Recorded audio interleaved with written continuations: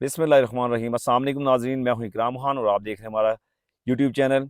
नाज़रीन, हमारी कोशिश होती है कि रियल एस्टेट के बारे में जितनी भी अपडेट्स हैं उनको टाइमली आपके साथ शेयर किया जाए। तो आज एक बड़ी अहम दिन है। जैसे कि आप लोग जानते हैं कि बजट 2025-26 पाकिस्तान में पेश किया गया है और इसमें रियल एस्टेट सेक्टर के बारे में क्या इन्फॉर्मेशन थी, क्या मालूमात थी, वो सारी आज की इस वीडियो में हम आपके साथ शेयर करेंगे।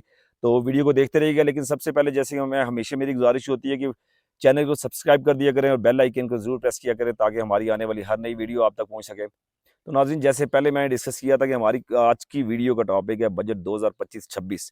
तो जैसा कि मैंने अपनी लास्ट वीडियो में बताया था कि प्राइम मिनिस्टर साहब ने एक टास्क फोर्स बनाई थी जिसने कुछ जो सिफारिशात थी वो पेश की थी रियल एस्टेट सेक्टर की ग्रोथ के लिए और रियल एस्टेट और कंस्ट्रक्शन सेक्टर में बेहतरी के लिए, इनकी बेटरमेंट के लिए अपनी कुछ सिफारिशात मुरतब की थी और वो प्राइम मिनिस्टर साहब को पेश की थी। जैसे कि मैंने लास्ट वीडियो में डिस्कस किया था कि अगर उन सिफारिशात में से कुछ पर भी अमल हो जाए तो वो real estate sector sector specially Pakistan real estate sector के लिए बहुत ही कारआमद और मुफीद होंगे और पाकिस्तान का रियल एस्टेट सेक्टर बड़ा बेहतरी में जाएगा। तो अल्हम्दुलिल्लाह आज मुझे ये बयान करते हुए बड़ी खुशी हो रही है कि उनमें से बहुत सारी सिफारिशात में अमल की गया है।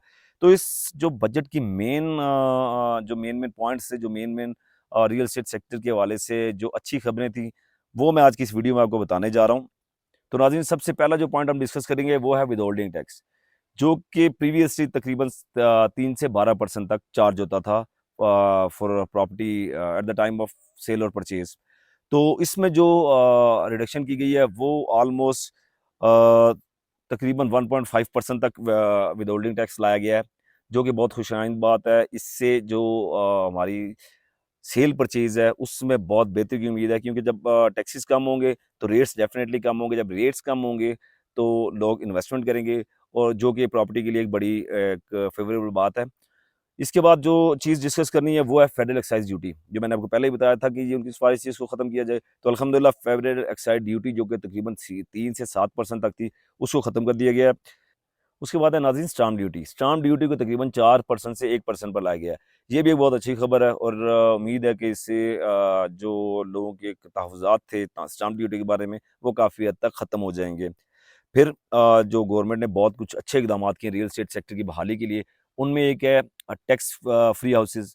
मतलब आप 10 मरला हाउसेज़ और 2000 स्क्वायर फीट तक के जो फ्लैट्स हैं, वो टैक्स से एग्ज़ेम्प्ट कर दिए गए हैं। ये एक बहुत अच्छी खबर है। स्पेशली लो इनकम जो लोग हैं, जिनकी इनकम इतनी ज़्यादा नहीं है, उनको ट्रांसफ़र फ़ी की मद में और बाकी टैक्सेस की मद में बहुत ज़्यादा जो पेमेंट की जाती थी, पेमेंट करना पड़ती थी, तो इससे उनकी अब बचत हो गई है, उस पे इनको कोई टैक्स नहीं देना। फिर जो बड़ा इसका एक गवर्नमेंट का इनिशिएटिव है, वो है mortgage finance with very low interest. मतलब मॉर्गेज फाइनेंस हाउसेज़ के लिए, घरों के लिए गवर्नमेंट फाइनेंस प्रोवाइड करेगी और ये हमारे कमर्शियल बैंक्स देंगे।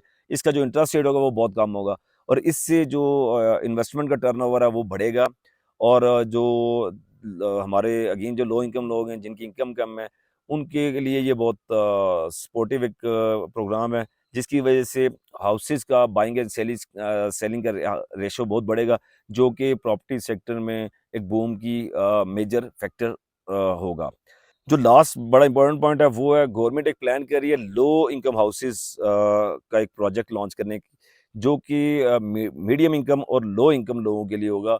इससे भी सेल परचेज की रेशो वॉल्यूम जो है वो बहुत बढ़ेगा और ये सब बड़े खुशाइन पॉइंट थे इस बजट के। ये सब वो पॉइंट्स हैं जिनकी वजह से हम सी कर सकते हैं कि 2025-26 रियली एक रियल एस्टेट का साल होगा और 2025-26 में रियल एस्टेट का जो सेक्टर है वो बहुत ग्रूम करेगा, वो बहुत यानी कि बूम में जाएगा और उम्मीद है कि अगले इसके जो समरात हैं, इसके जो नताइज हैं, वो हम 2 से 3 माह में हमें नज़र आना शुरू हो जाएंगे और हम बहुत पुरुम्मीद हैं कि 2025-26 जो है वो हमारा प्रॉपर्टी का एक बूम का साल होगा पाकिस्तान में।